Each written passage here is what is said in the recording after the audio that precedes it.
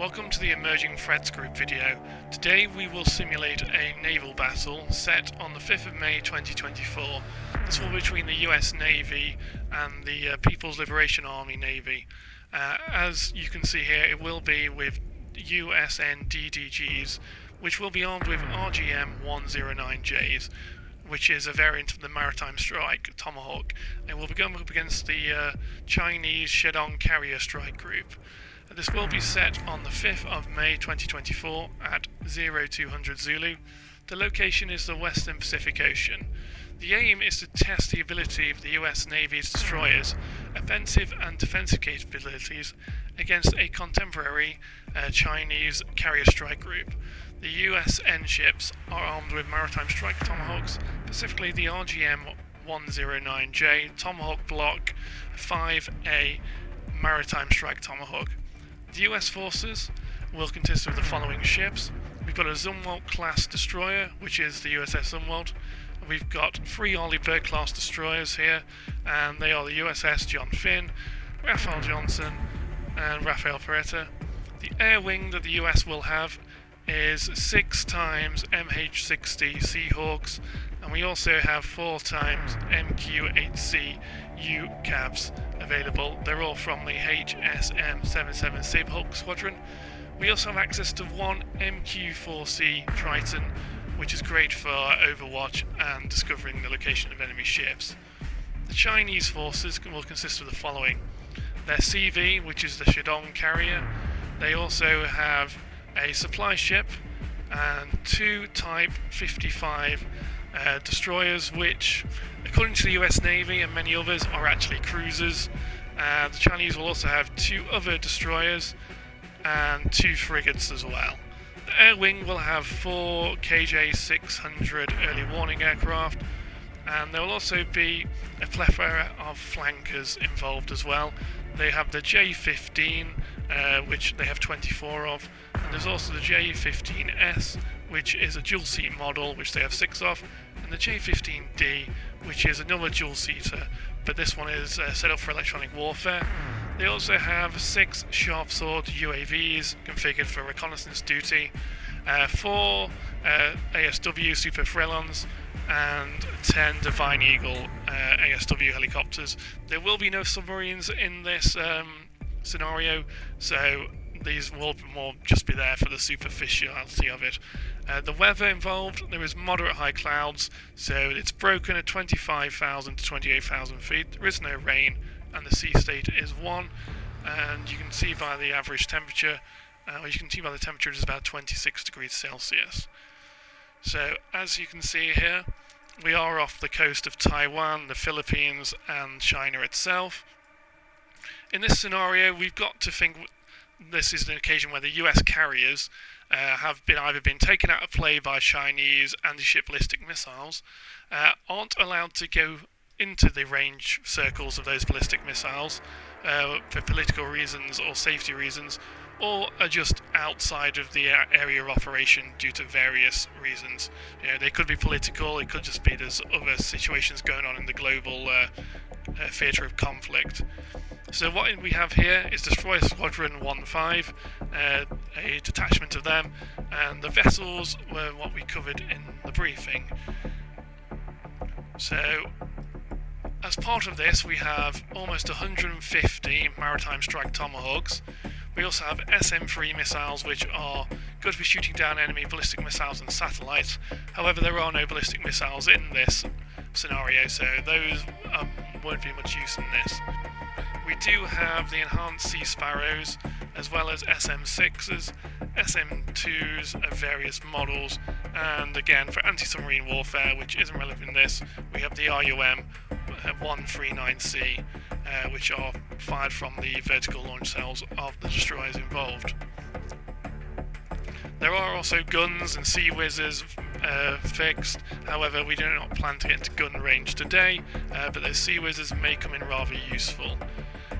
Flying out of an American airbase in Japan is our Triton. The general consensus seems to be, if you study some of the war games, that expecting China not to attack Okinawa and Guam is a long shot, i.e. the Chinese will attack Okinawa and Guam with their missiles. They may even attack US bases in the Philippines that are currently under construction there. However, there does seem to be a consensus that certainly immediately the Chinese may not attack bases on mainland Japan. So therefore we have got our Triton operating out of there, but that is the only aircraft that we have from external sources. On board our naval forces, we do have the Saberhawk Squadron, which was discussed. We have the Seahawk, and we also have the MQ-8C, which is a handy UAV. I will show you the stats on that.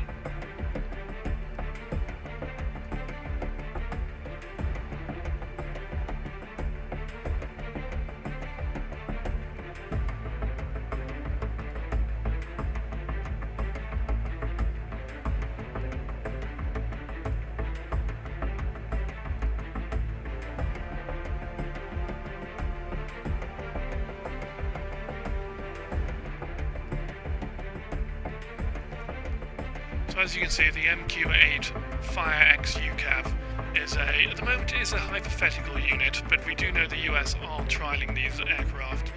They are a little bit larger than the old Fire Scout units. As you can see, this is the older one, the MQ-8B, and this is the newer model. They do have a long-range search radar, which will be very useful in this scenario. They do also have laser designators and general optical views, as well as their infrared surveillance cameras. Their radar cross-section is on the smaller side, but they're not stealthy.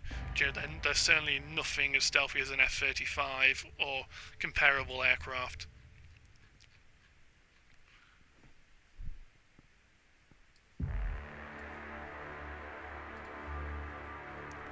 What we also have is the so let's compare, for example, the USS Zumwalt. Let's compare the USS Zumwalt with the Arleigh Burke class destroyers when it comes to the radar cross section. The USS Zumwalt was designed to replace the Arleigh Burke class destroyers, but only 3 have actually been completed or will be completed. However, if you look at the radar cross section of them, you will see that it is a lot smaller than that of an Arleigh Burke class destroyer, as I'll demonstrate now. So this is the stats command model operations as for the Zumwalt class destroyer. And then if we compare that to an Arleigh Burke class, so for example, one of the ones that we have in game,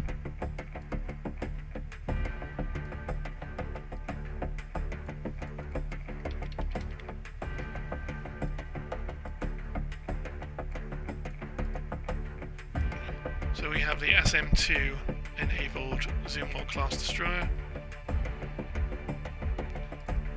As you can see there, these are the radar cross-section amounts.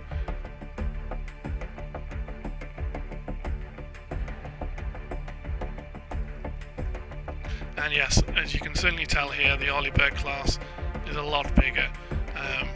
Many times the size on radar. There are studies that say the Zumwalt class destroyer is about the size of a fishing boat on radar. So yes, it should be harder to spot, but certainly not impossible to spot with modern technology. So we are going to kick off this scenario. As you can see, the US destroyer squadron is en route towards Taiwan, the waters around Taiwan. We know there is a Chinese force of vessels around there. So the first thing to do is try and locate these vessels so we can target them with our Tomahawk missiles. In our ideal world, we also don't want to be counter-detected, but we know this is going to be difficult because the Chinese do have airborne early warning with their KJ-600s, as well as they have access to their UAVs as well that can also detect our vessels. We've already managed to get a lock on a rough position on the Chinese helicopters, as you can see here.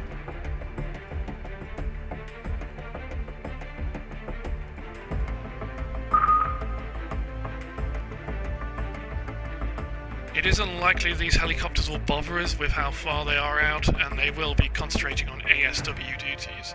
Therefore, those are less of a threat than pretty much anything else the Chinese may send us.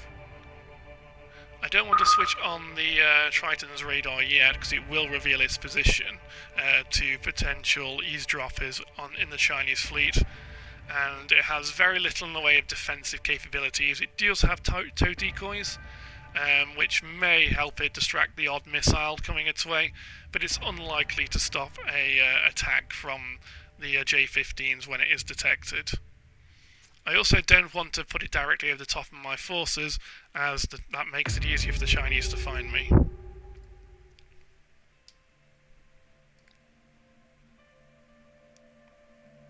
We are going to increase the speed of the game right now, and I am going to let my Triton get a bit closer, and we are now also going to launch our UAVs to go and investigate those contacts.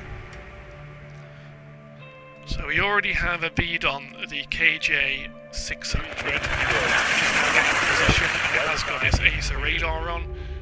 Whether or not it can detect us yet is unknown. So I'm going to send one of my UAVs pretty much straight ahead of the fleet. I'm going to send another one down to the south. I'm going to keep that one at minimum altitude, while the other one I'm going to let it get up to maximum altitude, and then we'll enable the radar once we get a bit closer. Right now I am happy to be in MCON silent, and therefore the only way the Chinese can detect me is with their own radars, and hopefully there's enough range between us and the radar on top of the KJ-600 that it hasn't detected us yet. In fact, if we have a look at the sensors on the KJ-600, in theory, they can reach out to 350 nautical miles. This is a very capable radar if it works as advertised, but the units I have do have reduced cross-sections, meaning that they may not yet have been detected. However, the first time we might know about that is when we pick up a J-15 coming straight towards us and launching PL-12 missiles at us. So it is a bit of a risk, but we do need to get a bead on this Chinese fleet. And I'm also going to speed up the pace of our naval units to full pace. That should increase their pace up to closer to 30 knots.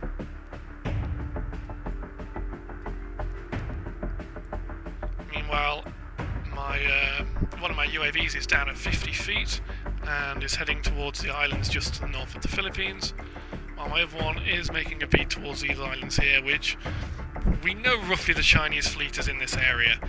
We just need to locate it. Let's try and get a reading on how long the range they are. So at the moment they're probably at least 200 nautical miles away, if not slightly further.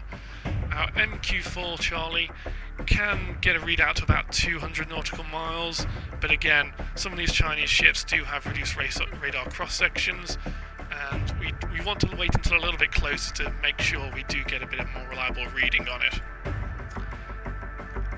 It will be unlikely that we'll be able to distinguish all the classes of ships at 200 plus nautical miles. However, we do know that usually carriers will be in the middle of a battle group, and again, because I did place this fleet, then it is likely that the Chinese carrier will be in the centre of the group, and that is where we will focus on launching most of our missiles at.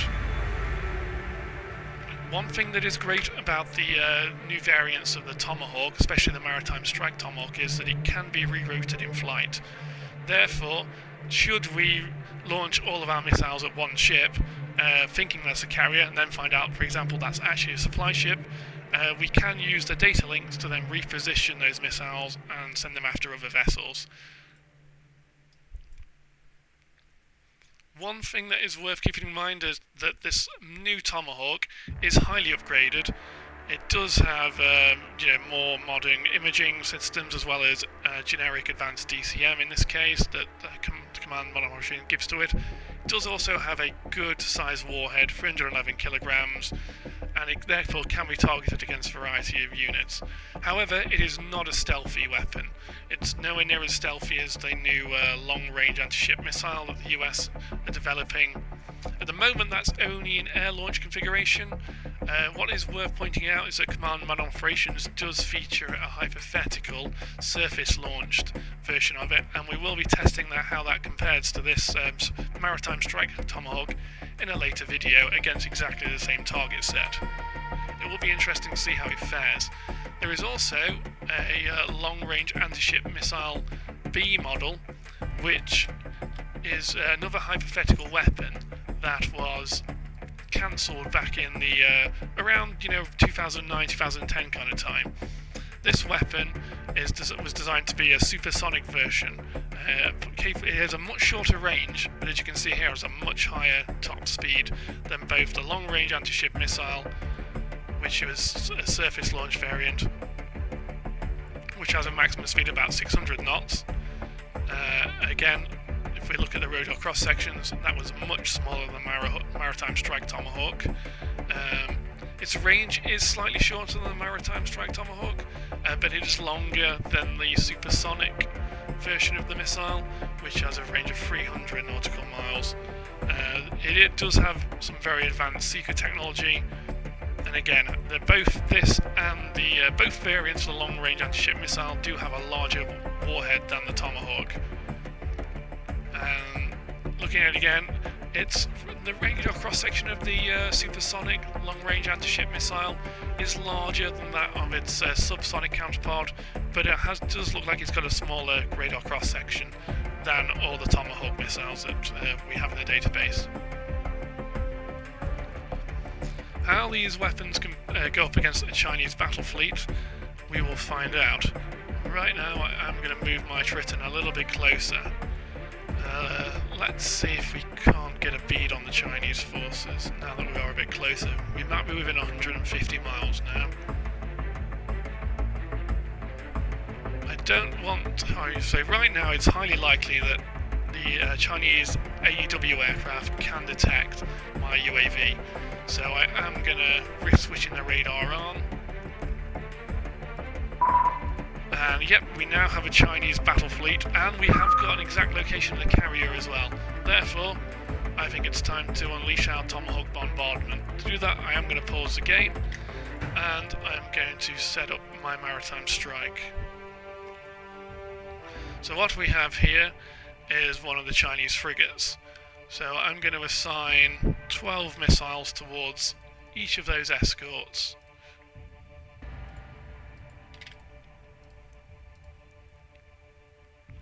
I'm going to assign slightly more towards the Type 55, which, as I stated earlier, is seen by many in the US Navy as a cruiser rather than a destroyer. We only have 12 missiles left on the Zumwalt, but I will assign another 4 from our Arleigh Burke class.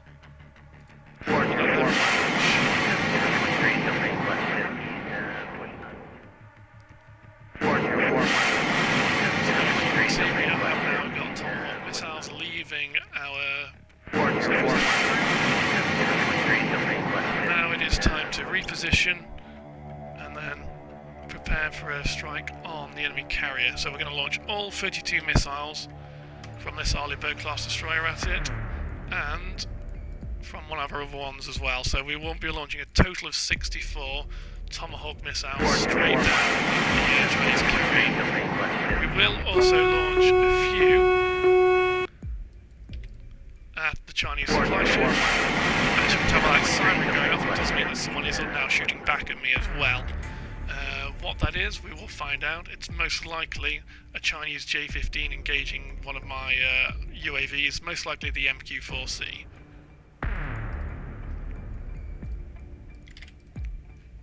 Okay, so we have now launched, or prepared to launch, every single maritime strike Tomahawk that my surface action group has in its arsenal. As you can see, the missiles are leaving their silos. Yep, the number of MSTs fired is counting down. And we apparently still have 10 left in the silos. Let's see where they were aimed at. Looks like they were aimed at this destroyer here, so I will cease the firing of those and relaunch them at the final Type 55, which is there. They maybe a bit of a bug involved in the game at the moment, which means those last 10 aren't firing. As seen here, it does look like the Chinese J-15s are attempting to engage my MQ-4C. I am going to try and move it back further out of harm's way, but let's be honest, it's unlikely to survive. It does look like it's used 2 of its towed decoys, and yes, if I click here, you can see that the towed decoys are doing its job. It is jamming the sequence on the Chinese missiles. Again, I do not expect this aircraft to survive very long, but it has identified the Chinese fleet for me. It has even identified individual ships, so I suppose it has done its job. And yes, there is the MQ-4. It has now been destroyed. Hopefully, my other aircraft will soon be able to get into range to provide a good firing. Hopefully, these will be able to re-illuminate the Chinese fleet with their radars. Again, these do have a range of about 200 nautical miles. So I'm going to keep one MQ-8C higher, and one is literally down at 50 feet. I mean, the Chinese AWACS can probably still detect it, certainly when it gets closer anyway, but it will certainly make it harder to shoot down. As you can see though, our Tomahawk missiles are steaming in towards their targets. They do have an attack speed of about 500 knots. This is slower than the long-range anti-ship missiles, both models of, which do have higher top speeds. And none of these destroyers have any kind of harpoons or naval strike missiles on them, so these Tomahawks are literally their only anti-ship weapons, unless you count using SAMs or the guns on these vessels, but those are often much closer range weapons, and we're probably going to need the SAMs to defend against the Chinese air attack should the Chinese carrier locate us and engage us with their weapons. I mean, the Chinese fleet has a considerable amount of anti-ship missiles, and then they also have access to the missiles that the J-15s themselves carry.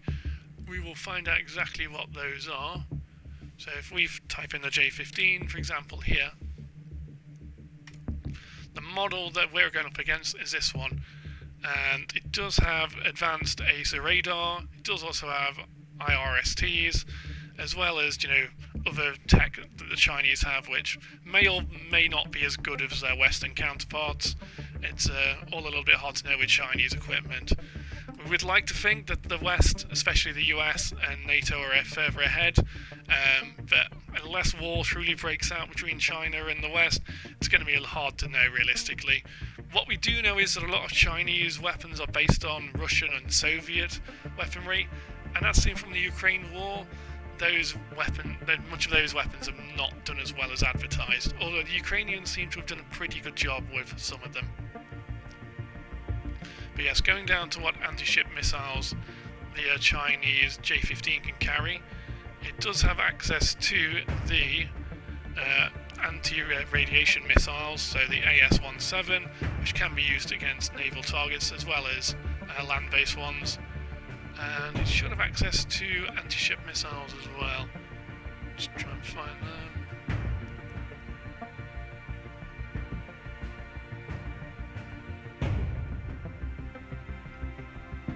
I certainly don't think the rockets will be much use, but yes, there they are. It's the YJ-83K, also known as the C-802AK, which is an anti-ship missile. It has been around for a little while though.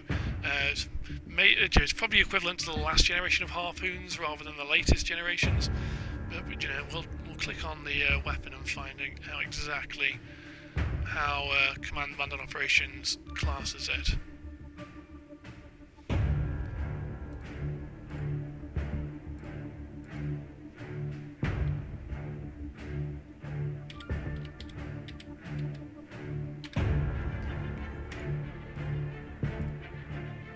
So here it is. It does have a range of about 135 nautical miles. It does have technology from the early 2000s here, both an active radar seeker and the ability to home in on radio signals as well, such as the American HARM does or the Russian Krypton does. Its only valid target is surface ships. It does have a fairly decent sized warhead on it, and it can be carried by a multitude of Chinese aircraft. If we compare to how this compares to the American Harpoon missile,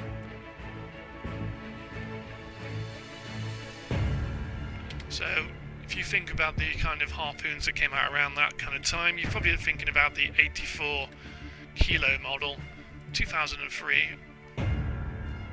The American model does have a longer range. Its hit profitability is also higher. It does have a seeker which isn't a radar guided seeker, therefore it's harder to spoof with things like ECM and chaff. Other IR kind of countermeasures may have more effect on it though. The American weapon also has a bigger warhead, and most importantly can be used against multiple different targets, including land, structures, and mobile units as well.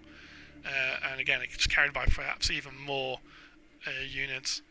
So yes, the Chinese weapon, it's not bad, but it is a bit outdated in the modern fight. However, that is not the only weapon the Chinese have. Their ships have plenty of anti-surface weapons, which are more advanced than both the Harpoon and the C-802AK. Now, as you can see, our missiles are getting a lot closer to the Chinese fleet.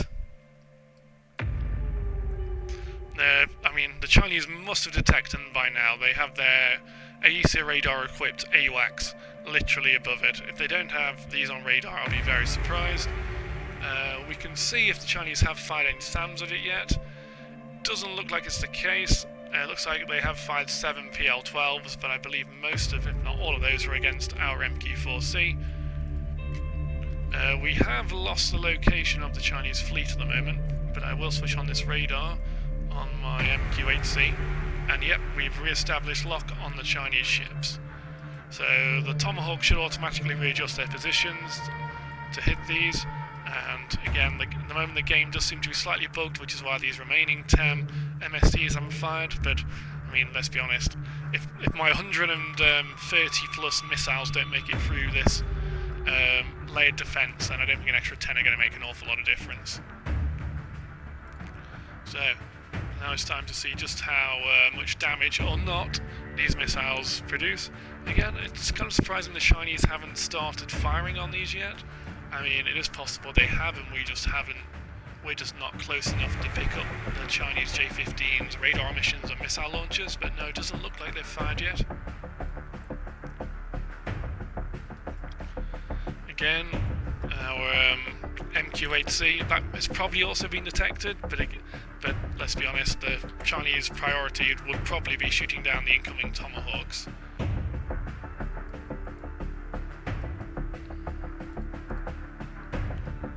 We're certainly getting a lot closer now. It does seem like there may be some, I mean, it wouldn't surprise me if there are some Chinese helicopters up. I'm not sure if TAC view is going off the latest positioning of Chinese assets, or whether it's going off the last known position of those helicopters. It does seem like it might just be doing that. In fact, if I reboot it,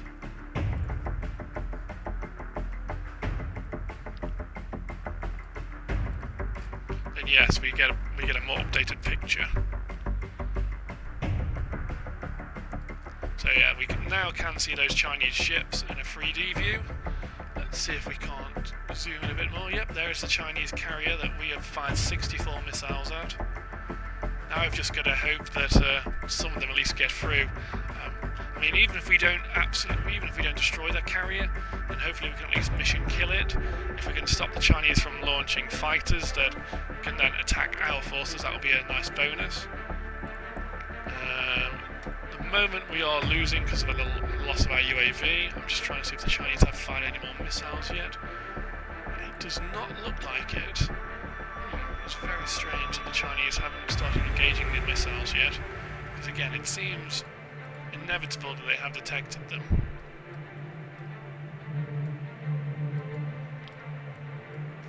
Our missiles are now within 28 nautical miles of the Chinese fleet.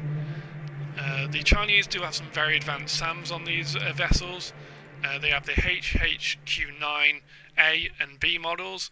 Both of these have more than enough range to hit our Tomahawks, and it is set so the ROE means the Chinese may wait a little bit longer to fire these missiles to around 50% of their operational ranges, but they should be in firing range now and should being engaged, if not now then very shortly.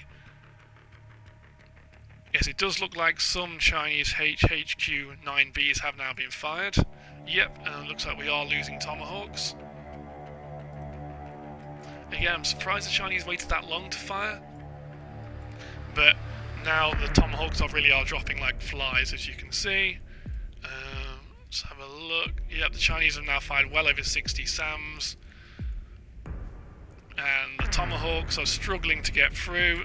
They're literally about the... Yeah, they've made it to maybe 15 nautical miles of the Chinese fleet, but now the missiles are getting absolutely obliterated. I'll be surprised if any of them even make it to within a few miles of the Chinese fleet, never mind to actual, the point where they're going to damage a ship. Nope, doesn't look like any of them are going to make it through. We've got one lone missile.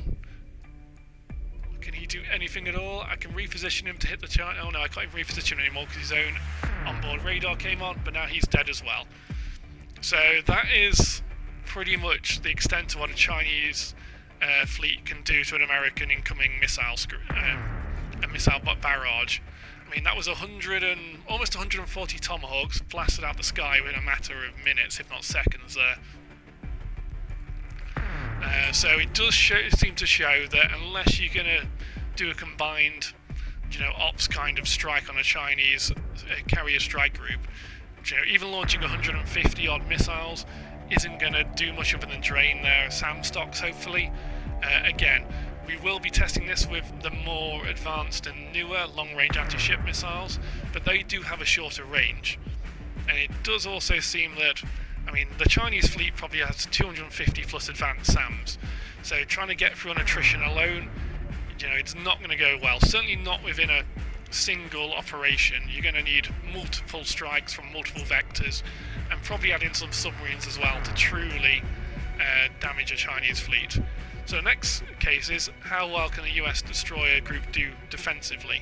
So we are going to try and close the difference to the Chinese fleet, and we're going to see if the Chinese will come out and play with us. So we're going to speed up the game a bit here. And there we are. Now we see some Chinese fighters. Looks like they're engaging our drone. Yep, looks like another MQ-8C. That one's died. So I'm now also going to bring this one up to maximum altitude. And that one's also been destroyed. So now I've lost my eyes over the surface.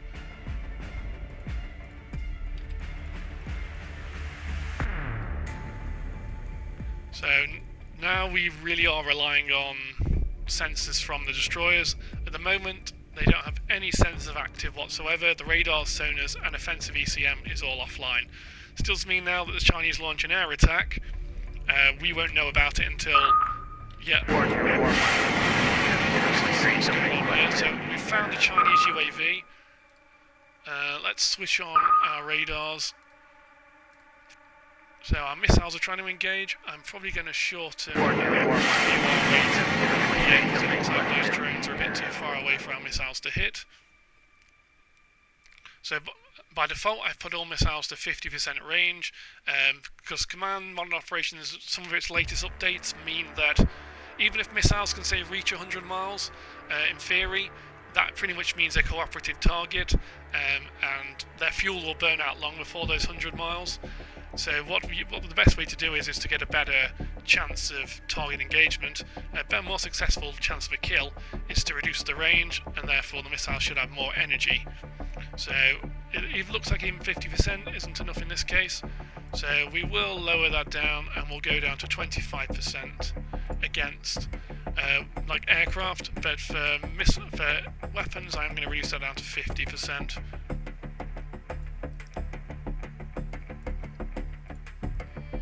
The important thing here is that we're not just wasting SAMs, because if the Chinese come at me with a lot of missiles, I'm going to need all the SAMs I can get to defend against those threats. And with each SAM costing maybe a few $1 million these days, I don't think the American taxpayer would also be very happy if we're just firing off a mother load of SAMs at an unmanned target. Certainly not the best way to appeal to the taxpayer. So what we have here, these are the anti-satellite weapons. We don't need to worry about those with those kind of targets.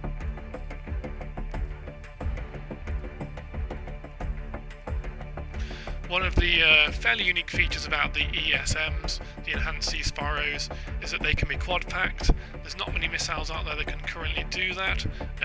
The British Sea Scepter is also one that can do that, which is in development. I'm not sure if it's actually been attached to any Royal Navy ships yet, but certainly the American Enhanced Sea Sparrow has been around for a little while now, and there is even the more advanced Echo model, which is an active radar homing, so like a Fox 3 type weapon, which is more advanced and gives you a lot higher chance of a PK. However, we're still stuck with the Alpha models here, which do require active guidance from the vessel itself. There's not fire and forget weapons, let's put it that way. The sources of where we got the weapons from, from what the destroyers carry, were got offline.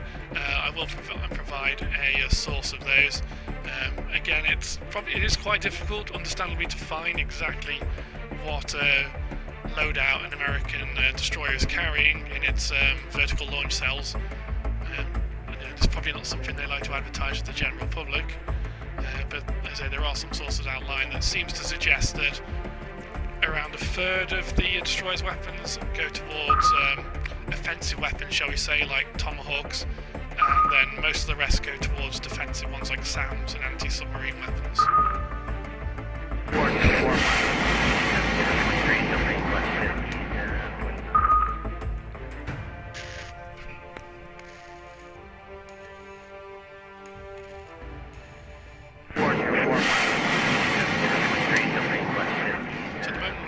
SM6s, which is one of the later models, the SM6 Duel, against the Chinese Sharp Sword UAV. At the moment they do seem to be missing. Again, we're not getting good value for money here. So it looks like they have about a 44% chance of hitting by the time they actually catch up to the target. Missed as well. That was a 43%, and yes, it missed once again. I'm not too keen on the fact we're firing off some of our most advanced missiles at an unmanned target. Increase the range or send an SM2 after it.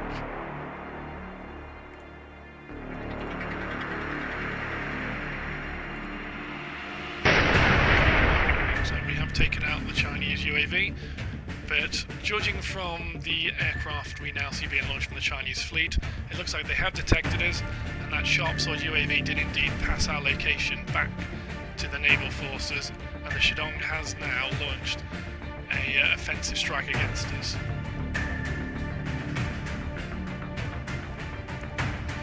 The range between us and the Chinese fleet is less than, well, it's now under about, it's well under 300 nautical miles, almost down to 250 nautical miles. It is possible the Chinese vessels have launched their own anti-ship missiles as well, so I am going to leave on our radars, and I'm also going to turn on the offensive ACM to try and protect our forces from incoming bombardment. The defensive ECM systems in Command Modern Operations are modelled almost like a coin toss in the end game, so switching on the OECM doesn't affect the DECM, that only gets triggered when enemy weapons are like in the terminal phase. That's my understanding of it anyway. Our ships do have automatic evasion on, so when missiles are picked up coming towards them, they will attempt to dodge them. The SAMs and the CWIS, like the phalanx systems, will auto-engage as well. Again, how successful they'll be against these Chinese missiles, we'll have to wait and see. The problem is that we have no airborne radars. It's going to be a good hour until I can get another UAV up, and even that might not do a very good job of detecting enemy incoming missiles. Yep, so here we go, incoming enemy missiles. They've already taken out at least one of our destroyers. Let's have a look. Oh, yep, so we've lost one of our Arleigh Burke class. Two of our Arleigh Burke classes are now sinking, and the USS Zoom-1 is also not going to be damaged. It is launching its missiles. As you can see, the Enhanced Sea Sparrows do need to be guided to their targets.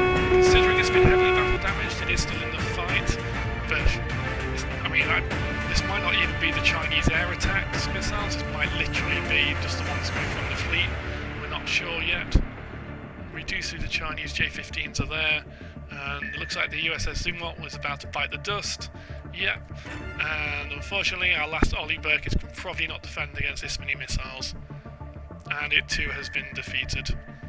So at that we have lost every single ship in our fleet. All 4 destroyers have been sunk, and all of our aircraft have also been destroyed. I will switch to the view which allows me to see the Chinese fleet. So I'll switch to God View, as it's called, God's Eye.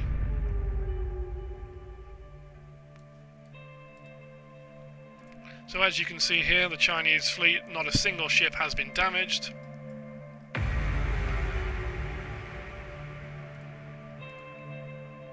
And the Chinese aircraft, so did any of them launch their missiles? It looks like some of them did, but it doesn't look like most of them were needed, to be honest. Yeah, most of these missiles were launched from the Chinese vessels. So even without the Chinese aircraft's missiles, it looks like the Chinese were still able to destroy the 4 US destroyers. And there's certainly a lot more Chinese missiles coming, available from those. And the Chinese do still have a few of those missiles left on their vessels themselves. Yep, long range SSM, range of 215 nautical miles. Again, this is quite an advanced weapon. It has 2000s technology. And then the Chinese, looks like they've fired off maybe, let's see how many SAMs the Chinese actually fired off against the American Tomahawks in the end. So it looks like they did fire, around 200 SAMs, certainly around 200 missiles at the US Tomahawk bombardment. However, it does look like they've still got well over 100 advanced SAMs left, and then almost 170 very short-range SAMs. So these missiles have point defense use. They have a range of about 4 nautical miles, so it's a very short range. It is very much a last-ditch weapon, but they do have a heck of a lot of them. And then the HHQ-9B, that does have a much longer range, 125 nautical miles against air targets. It also has a pretty high chance of killing whatever it reaches out and touches. However, it is a very new weapon. We don't know how many of them China has actually built so far, but again, they do also have the slightly older Alpha model. It does have a shorter range and is less advanced, and yeah, that is, in fact, it doesn't even tell me that many vessels carry it. But if you do compare, just like how, so it does look like the 9 Bravo has a dual mode seeker, so it does have an IR seeker, whereas as well as its active radar, whereas the HHQ-9 Alpha just has an active radar seeker, although, as we know, active radar seekers themselves are very useful in today's environment, as even if they're not true fire and forget missiles, because a lot of the time they do still need to have some guidance to get them into the right ballpark. They can then be sent off to find the target without being illuminated from the host vessel or host aircraft. So again, it's not been a great day for the US Navy, to summarise it. The total losses as seen here, every single US aircraft and vessel has been destroyed. We did our best to, we fired almost 140 maritime strike Tomahawks. We did also fire plenty of SAMs off and other countermeasures in defence, but all we managed to do was destroy 1 Chinese UAV. Yeah, again, not a great day for the US taxpayer or the US Navy. Anyway, thanks for watching this video, and continue to watch out for more videos from the Emerging Threats Group. We will be rerunning the scenario with more advanced weaponry for both sides, but certainly the next video to look out for will be the one with the American long-range anti-ship missiles, which will be fired in place of the maritime strike Tomahawks. Thank you for your time today, and enjoy whatever you've got planned for the rest of the day. Thank you.